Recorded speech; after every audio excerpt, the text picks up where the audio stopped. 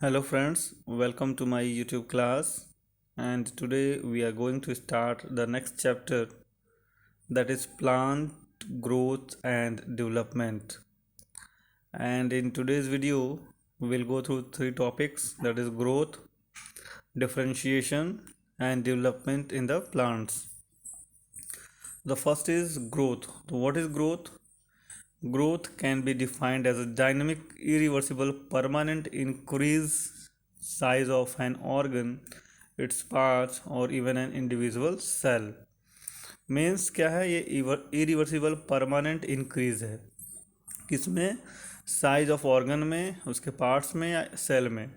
तो that is irreversible change, irreversible increase in the size.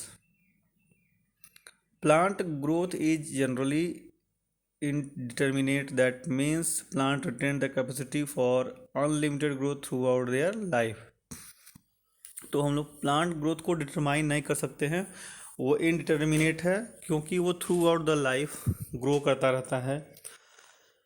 दूसरे organisms की तरह नहीं है कि जैसे हम लोग ह्यूमन बीइंग्स ही हैं तो हम लोग का जो ग्रोथ है वो डिटर्मिनेट है, मतलब एक फिक्स्ड है कि इतने बड़े होंगे इतने बड़े होंगे और उसके बाद ग्रोथ जो है फाइनली स्टॉप हो जाएगा. बट प्लांट्स का ग्रोथ इनडिटर्मिनेट है.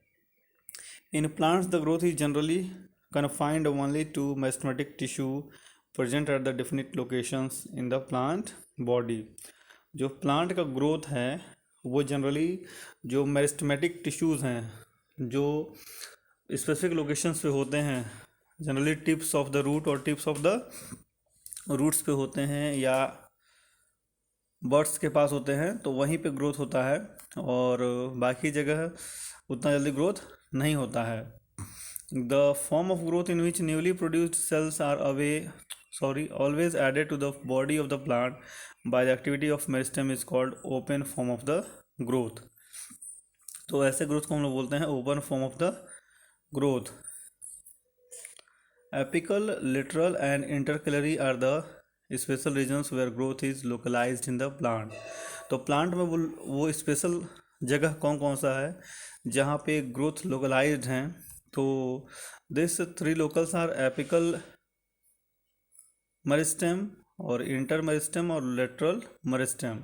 तो ये तीनों चीज़ आप लोग क्लास 9 में पढ़ चुके हो कि जो एपिकल मेरिस्टेम है वो टिप ऑफ द प्लांट में प्रेजेंट होता है या रूट का जो टिप होता है उसमें प्रेजेंट होता है और इसके इलोंगेशन में हेल्प करता है.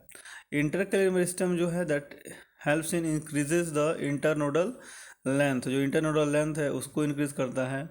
और लेटरल मेरिस्टेम क्या करता है? गिर्स को ग्रो करता है, जो गिर्स होता है प्लांट का उसको इंक्रीज करने में हेल्प करता है. तो इस तरह से एपिकल, लेटरल और इंटरकलरी स्पेशल रीजन है जो प्लांट के ग्रोथ में हेल्प करता है. Now growth is measurable. Growth can be easily measured by the variety of parameters such as dry weight, fresh weight, volume, length, cell number and area. तो ये कुछ parameters हैं जिसके थ्रू हम इजीली प्लांट में जो ग्रोथ हो रहा है उसको मेज़र कर सकते हैं कि कितना मेज़र हो रहा है, कितना ग्रोथ हो रहा है या फिर किस रेट से ग्रोथ हो रहा है प्लांट में. फेजेज ऑफ ग्रोथ, तीन फेजेज हैं: meristematic phase, elongation phase and maturation phase. तीन फेज ग्रोथ के हैं. तो इस फेज में क्या है? मेरिस्टेमेटिक फेज में जस्ट सेल डिवाइड होता है. जो मेरिस्टेमेटिक जोन्स हैं, जो तीन हमने आपको जोन्स दिखाए मेरिस्टेमेटिक जोन्स प्लांट में, उन तीनों जोन्स में जो सेल होंगे first of all they will divide. दूसरा है इलोंगेशन. तो जो सेल डिवाइड हुए हैं वो इलोंगेट होंगे, अपने लेंथ को बढ़ाएंगे. और थर्ड है मैचुरेशन. जब जो लेंथ है, जो इतना लेंथ चाहिए सेल का अपने फंक्शन के लिए, वो लेंथ जब ऑब्टेन हो जाएगा तो वो सेल हो जाएगा मैच्योर और अपने फंक्शंस को अटेंड कर लेगा. तो दिस इज़ मैचुरेशन. तो फेज ऑफ ग्रोथ में तीन फेजेस हैं: मेरिस्टेमेटिक और इलोंगेशन और maturation. Now growth rate. Growth rate को कैसे डिफाइन करेंगे? The growth rate is defined as the increased growth per unit time. Rate of growth can be expressed mathematically also. It shows increased that may be arithmetic or geometric in nature. यानी कि plant की growth rate को हम दो तरीकों से देख सकते हैं, एक अर्थमेटिक ग्रोथ और एक जियोमेट्रिक ग्रोथ। अर्थमेटिक ग्रोथ क्या होता है? In this type of growth the somatic cells increases in number due to mitosis. तो इस ग्रोथ में क्या होगा कि जो सेल डिवाइड होंगे वो माइटोसिस सेल डिवीजन के थ्रू होंगे, and only one daughter cells continue to divide while other follow differentiation and attends the maturity.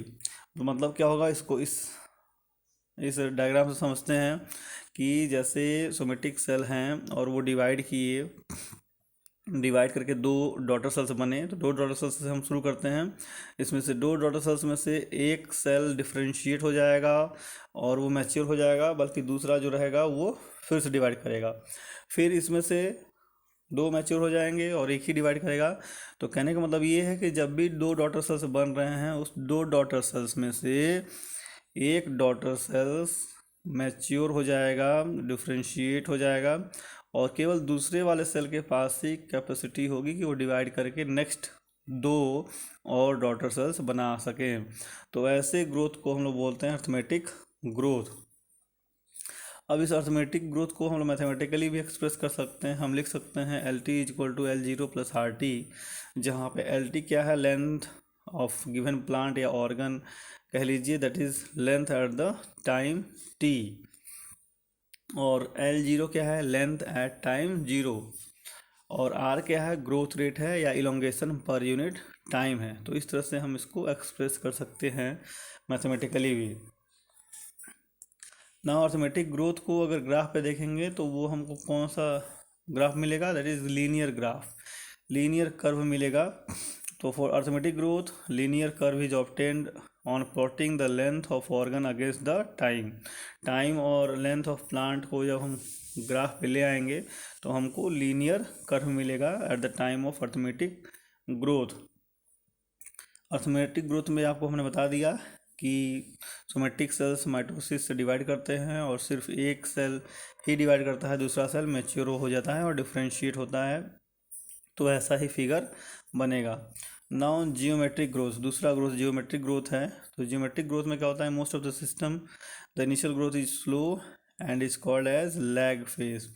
Geometrical growth में क्या होता है, जो शुरुआती दौर में ग्रोथ होगा वो बहुत ही धीरे होगा और उसको हम बोलते हैं lag phase, and is increase rapidly thereafter. उसके बाद अचानक से उसमें स्पीडन अप हो जाएगा जो ग्रोथ है, और उसको हम लोग बोलते हैं एक्सपोनेंशियल रेट और लॉग फेज और exponential phase. Here both the progeny cells following from mitotic cell division retains the ability to divide and continue to do so, however with limited nutrient supply to grow slow down leading to the necessary phase।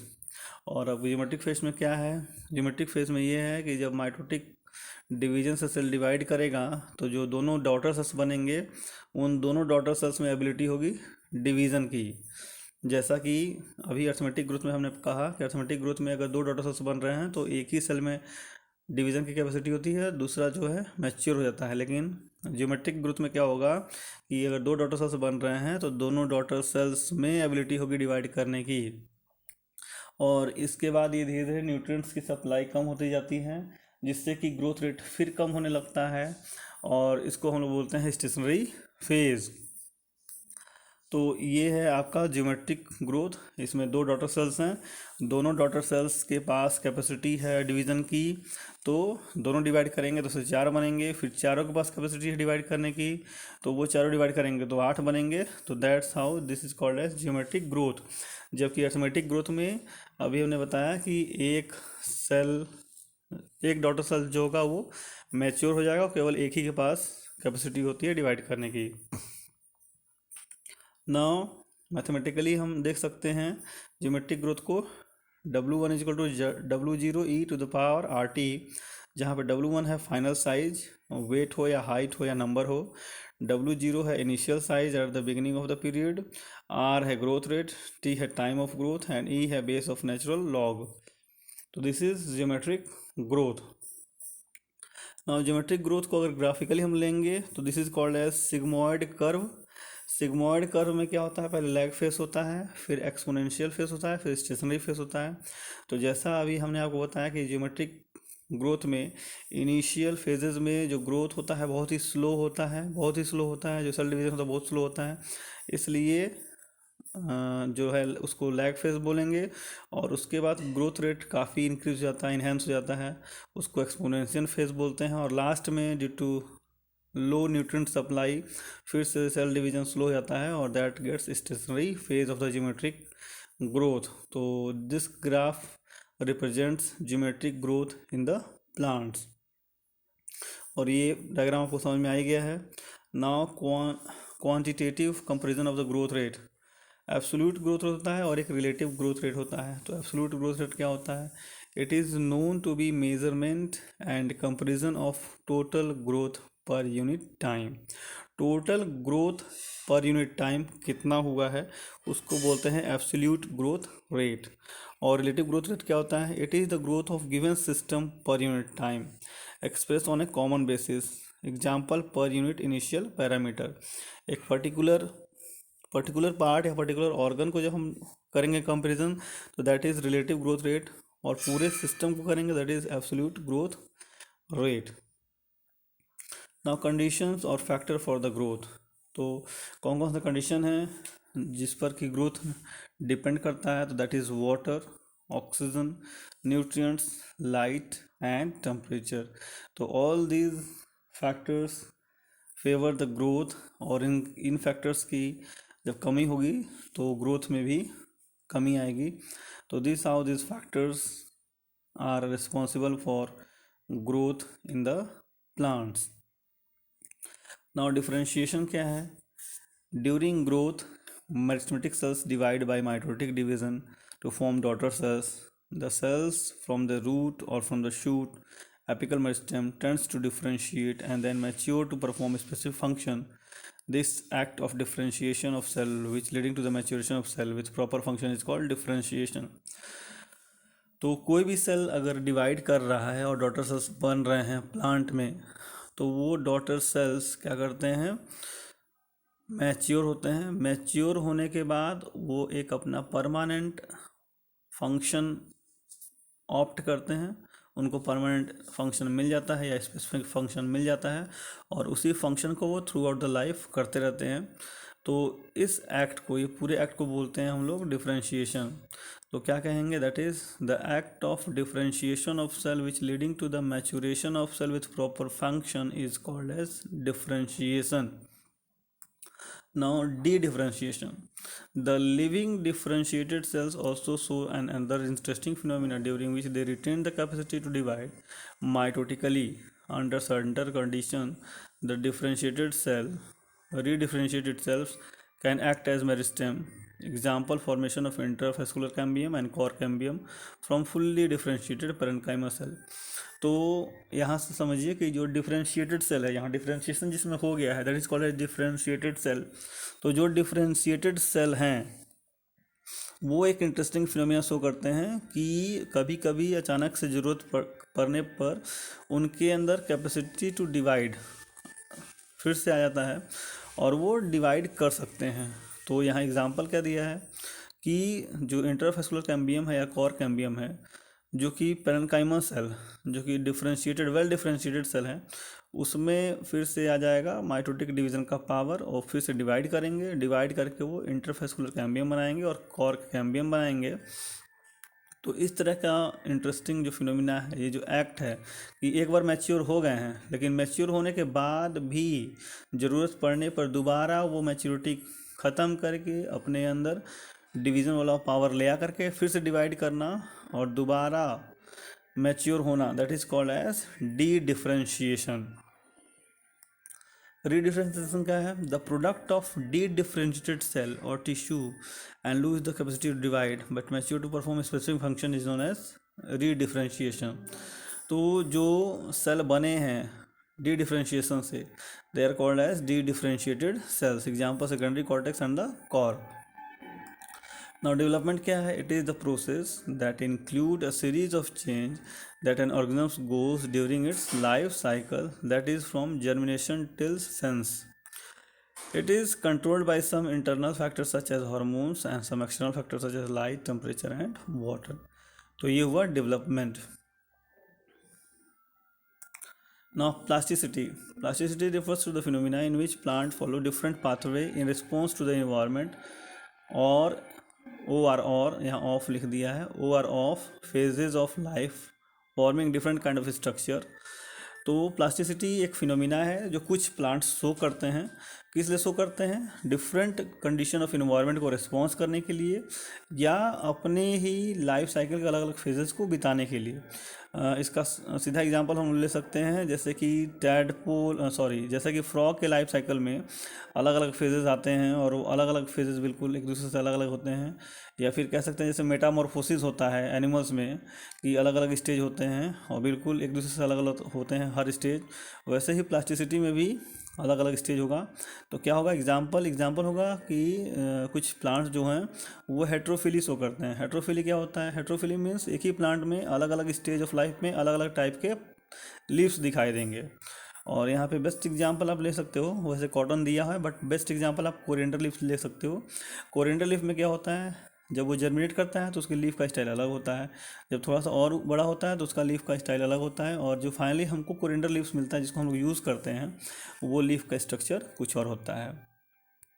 तो plasticity means कि plant follow different pathway in response to the environment of phases of life forming different kind of structure. और best example plasticity का है heterophylly. और heterophylly का मतलब क्या होता है? In which the plant has more than 2 types of leaf. Thanks a lot for watching my video and please subscribe my channel.